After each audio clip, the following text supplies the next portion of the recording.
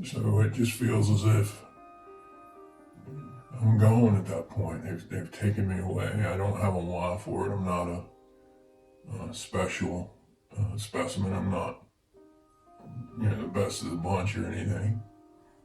I just want it to stop. I want to not be afraid anymore is what I'm on. I just don't know how to make this stop.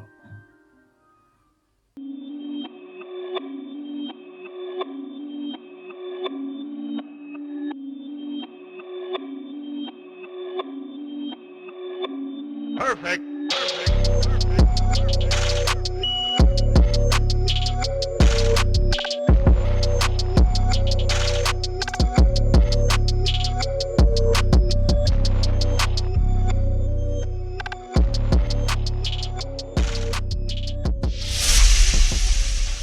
This past winter, I met a gentleman suffering from PTSD.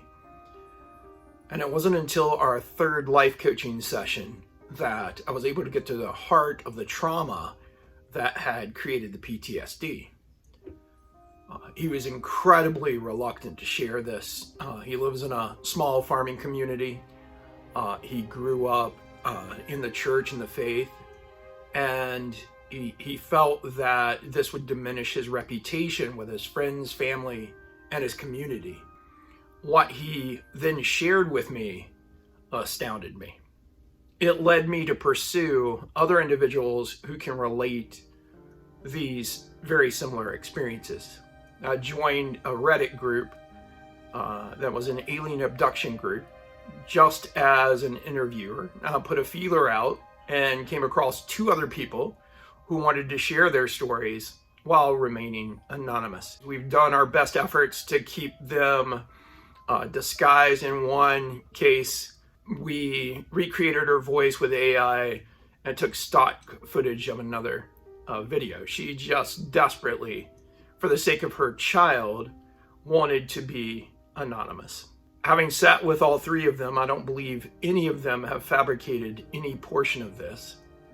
I believe that they at least believe what they're experiencing.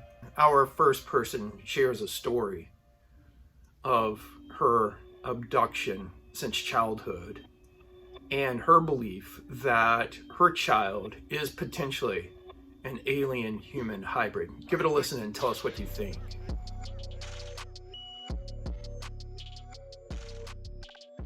It all began on Christmas Eve, 1994. My mom, dad, sister, and I saw a triangular-shaped light in the sky at about 9 o'clock at night. My dad joked that it may be Santa, but it left all of us feeling uneasy. Over the following years, I would often wake up with nosebleeds and disoriented memories of being taken elsewhere. I remembered the beings and wanting to get away from them, but I seemed powerless against them. The sense of fear and helplessness during those moments is still indescribable. Each abduction caused me to have more resonant memories of the beings. They had slender bodies, large black eyes, and an aura of scientific coldness surrounding them. I know they are the Greys. I know that now. They communicate telepathically and try to get me to comply. They performed or perform invasive procedures on me. They've left me with physical and emotional scars. It's a nightmare that haunts me to this day. My daughter's conception has raised more questions than answers. The circumstances surrounding her conception and birth are a mystery. I couldn't process and accept that I was pregnant. I had really only been with one man. I had two relations that it's a long shot, could have provided two candidates. No DNA matches have been found with either father.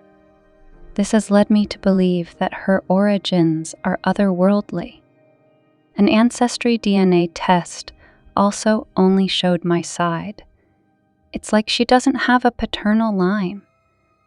The connection between my own abductions and her unconventional birth has made me question if she is indeed a hybrid.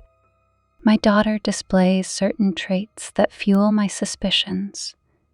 She possesses an uncanny level of intelligence and an intuitive understanding of complex concepts beyond her age. It's as if she absorbs information effortlessly, leaving me both amazed and unsettled. She learned to read it too. She's doing grade 7 math, and she is only 6 years old. She has also developed an allergic reaction to peanuts, which coincides with what I was told by the aliens about the hybrid children's weaknesses. Food grown in Earth's soil is toxic to them. I have sought answers from medical professionals, geneticists, and even UFO researchers. While many are skeptical, there have been some who acknowledge the unexplained nature of my daughter's circumstances. We have conducted various tests, including allergy assessments, and her severe peanut allergy has been confirmed. While it's not definitive proof of her hybrid nature, it further strengthens my suspicions. I don't guess that she could be tested for alien DNA. What if they share common DNA with us? What if they are us? You know, sometimes she just stares at me like I am the alien. I have to remind myself that I am the mother. The next person I regard as X I met through the alien abduction group on Reddit.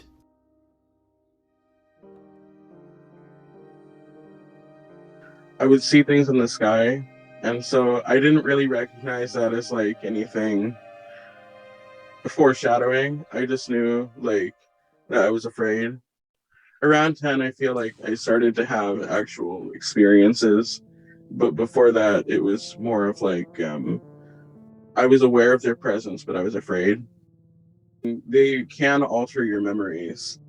Being able to keep your memories of an encounter is like a reward for you being compliant with them. If that makes any sense, that's my experience. Yeah. So I would say my first encounter with them would be around age 9 or 10. And so I was able to recover those memories at a later time, because at first I was not compliant at all with them. I was very afraid of them.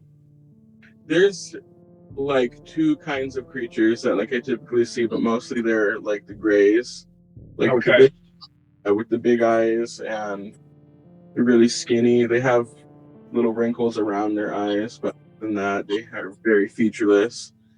And then some which look like they should not be together in the room at all. They look really out there, but like the closest thing that they look like is like if you're familiar with like the Sumerian creatures called Lamasu or Lamasu, I don't know how to pronounce it.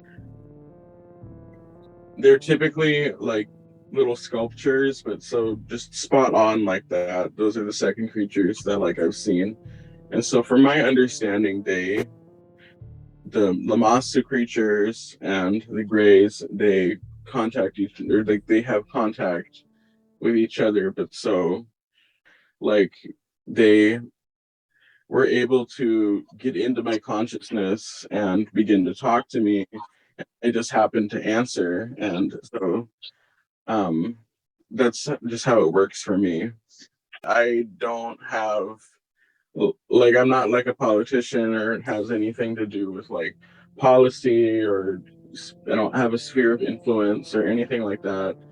So they choose to contact me just as if like they're doing like a prank phone call. Like they're able to contact me through my consciousness through that. And so I know I had said creatures, but I feel like there's something different. There's something a little bit more abstract than that. Like I've heard of theories where they're interdimensional beings rather than like a like flesh and blood kind of creature. They're more akin to energy, and I feel like that is accurate.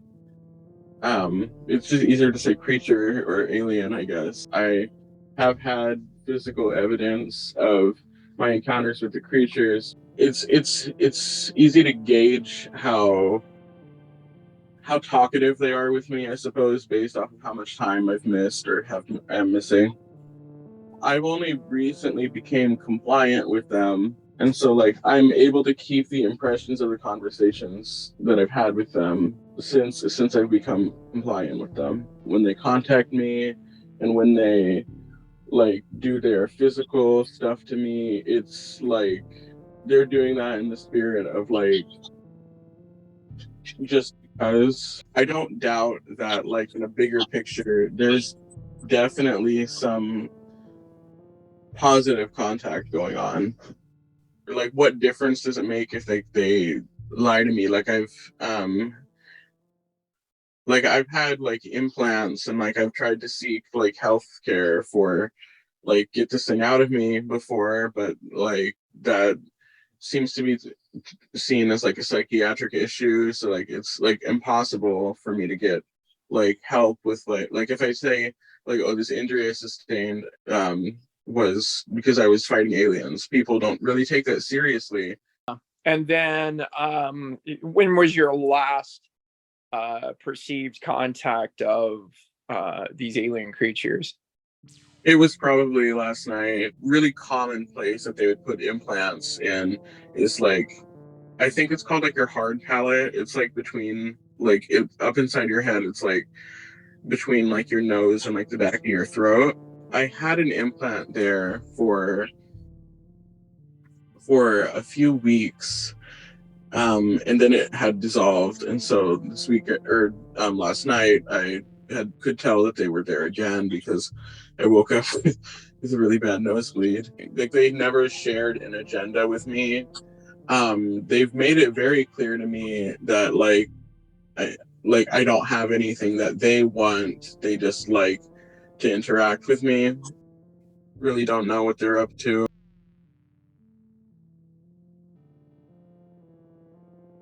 And I saved the most personal for last, as is the gentleman that I met earlier this winter.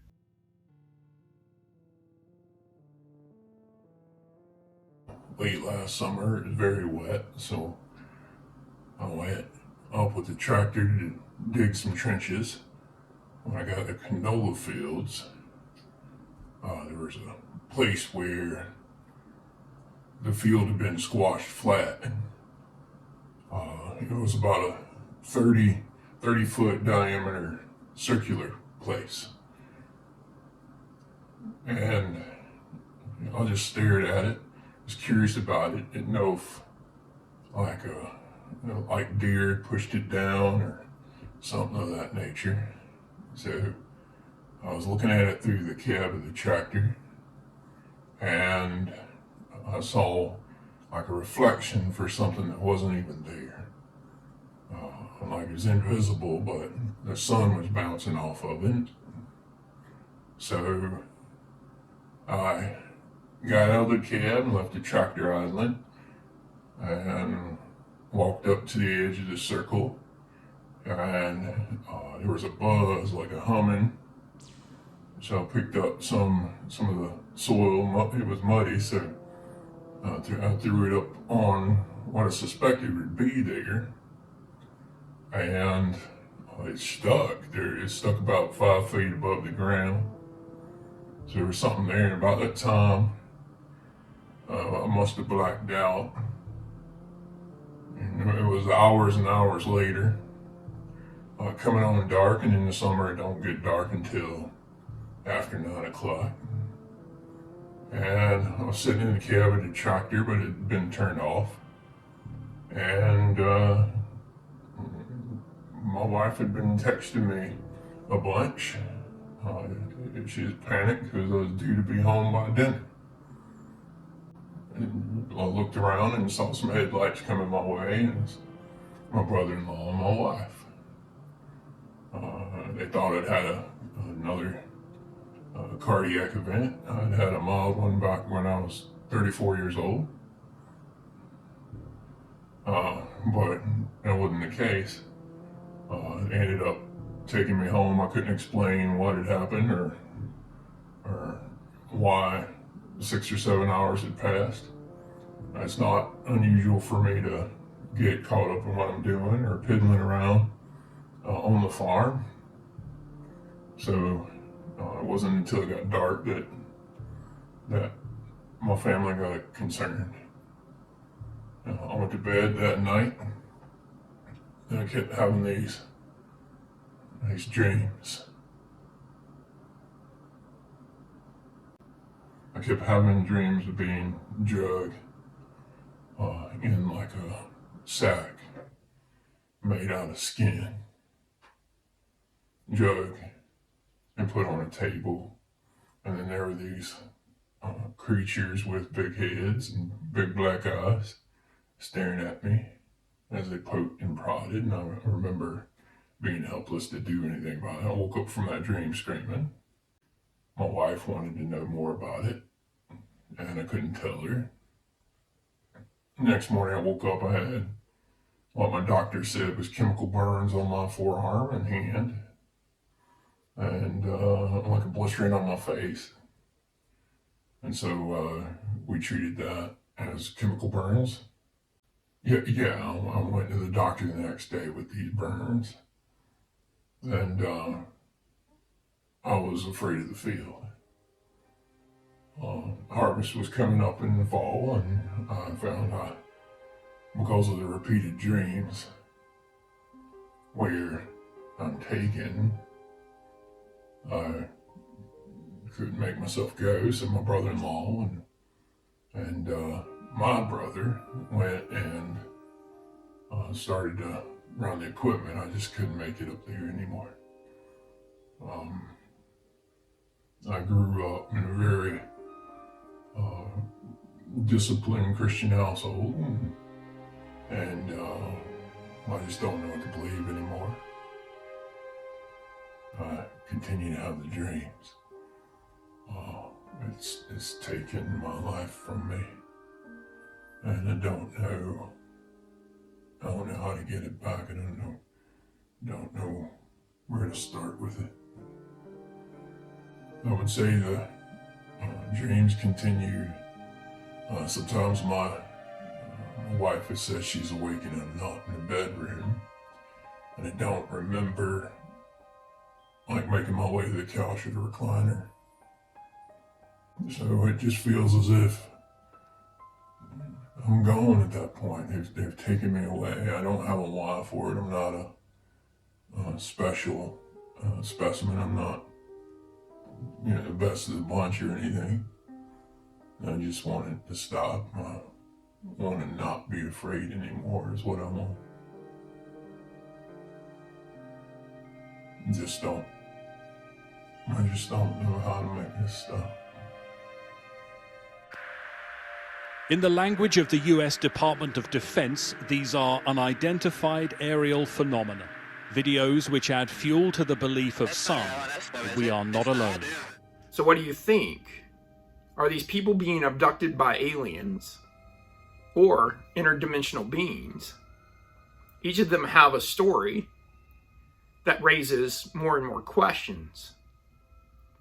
Why would aliens explore medical procedures with us? What are they hoping to accomplish or find out? Are there certain traits that indicate whether someone is an alien-human hybrid?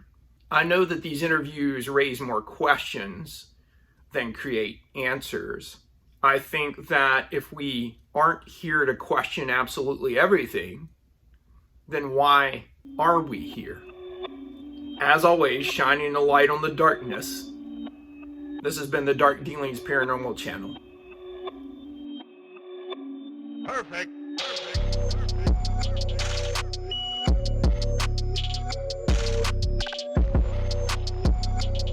Please let us know what you think in the comments below. Please subscribe. I know we say that with every video, but it really does help us continue to provide these interviews, our investigations, our explorations into the paranormal. As always, stay safe.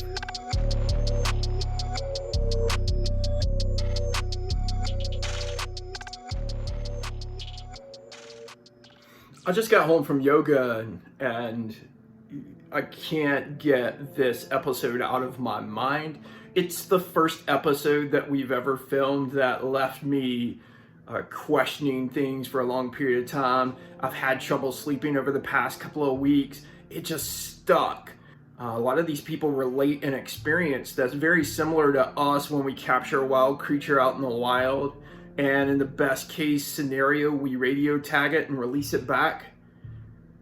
And it's like, what if we are the wilds of the universe and these other creatures come in, feel some propriety over us, capture us, tag us, turn us loose into the wild just to monitor us further to see our behaviors, our habits and stuff. So it kind of left me with a disconcerted feeling. At night, I'm used to feeling as if, you know, spirit may be there and spirit may be watching, and I've grown very much accustomed to that. But the thought that these very tangible, potentially alien creatures could remove us from our beds without us knowing, with me a little bit, to be honest with you.